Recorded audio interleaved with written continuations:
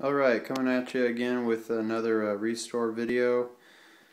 Similar to the ones on Restore My Sneakers, I snagged a pair of OG 98 Playoff 13s, or All-Star 13s, depending on what you want to call them. These are definitely looking a little beat.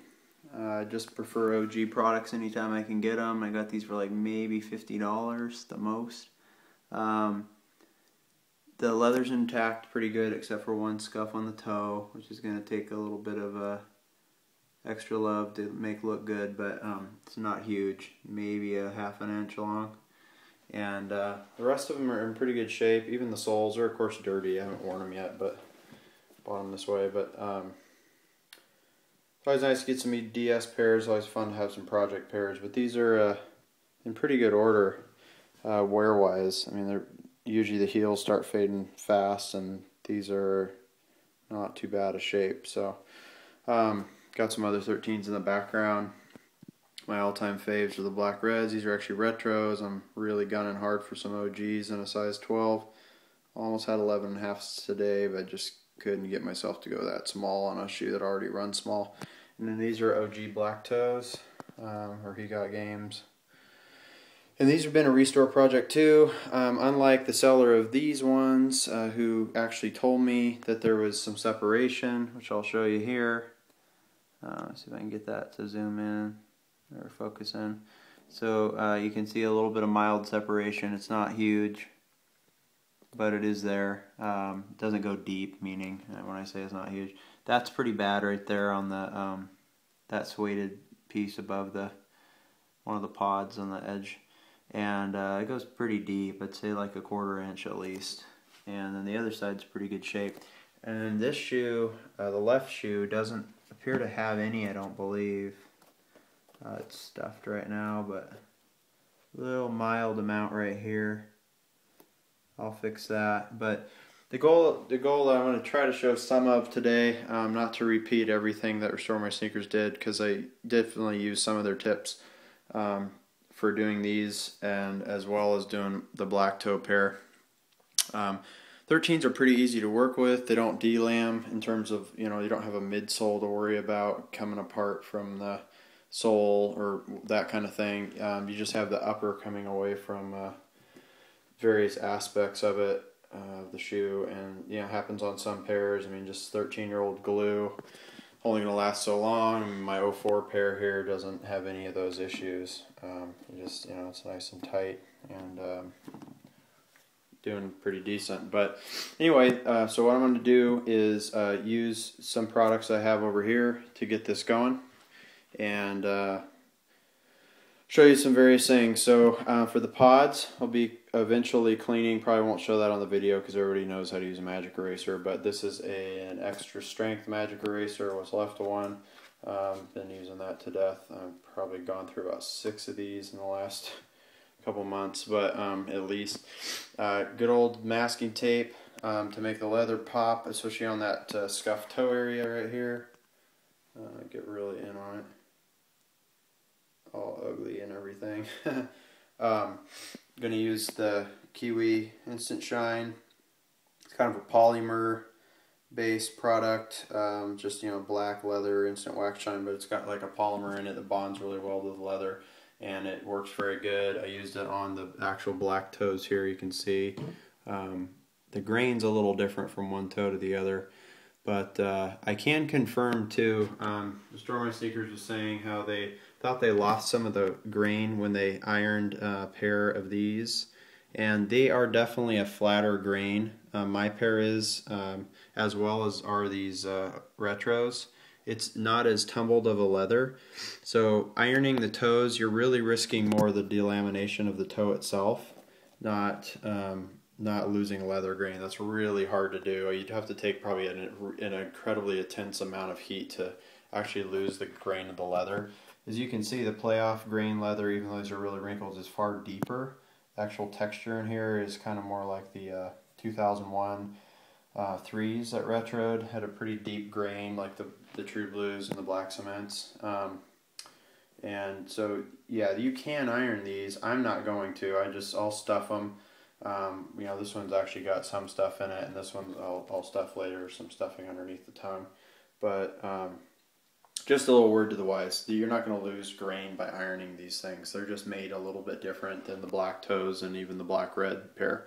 So it's a deeper grain, kind of sets them off since it's otherwise a very simple colorway with the black on black. Anyway, carrying on with this, so when I get those going, I'll use that. There's your Lincoln Easy Cleaner, everybody's favorite cleaner. It's very mild. It's not my favorite cleaner personally. I prefer some of the athletic cleaners, especially for leather, but it's a very mild cleaner. It works on suede, of course, it's a key word on the packaging. Horsehair shine brush. On these, you do not want to use a nylon suede brush, and I will show you why in a second. Horsehair, as mentioned on their video, is really crucial. Don't use anything else, and you do need one. I got mine at a Nordstrom rack on a clearance or something. I was really happy to find an actual horsehair from Kiwi. It was like $6 or something, so it's pretty cheap because those things will run over $10-12 at shoe stores.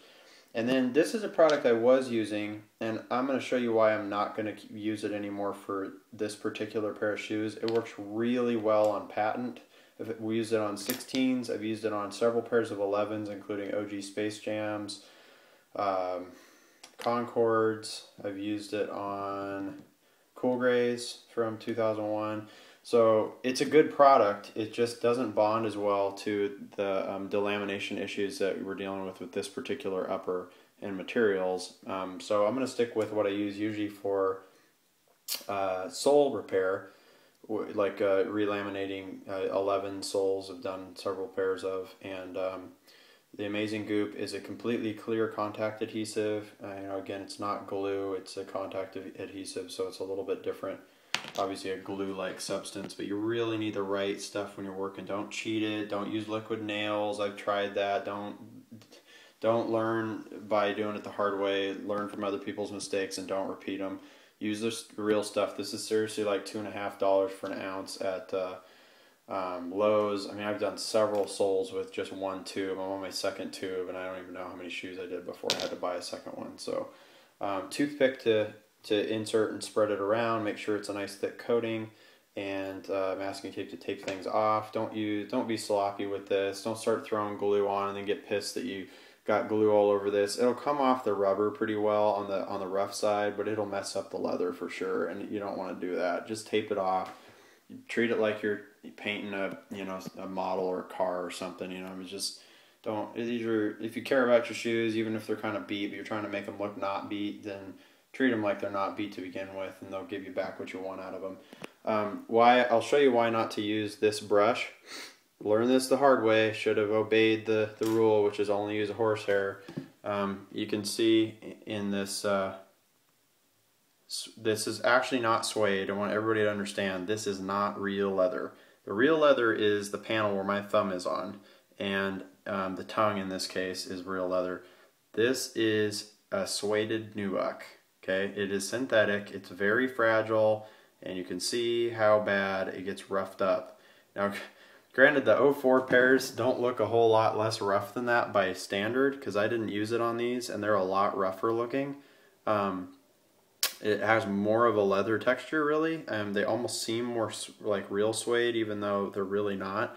But either way, do not, because I've seen some OGs in person, and this is definitely a smoother grain on the originals than it is on the retros. But yeah, don't make the mistake. I can fix this with a lint remover. It costs $9.99 at Bed Bath & Beyond, or home stores, whatever. It's an electric one, and I'm pretty sure it will work for this. I'm not going to take a razor to it or anything. It's just too damaging or too risky. But very much stick with a horsehair brush. And I did in certain sections, like this inside section, did not see the nylon nail brush that works really well on real suede, but works like crap on synthetic. So you can see the difference. It's nice and smooth, not so smooth.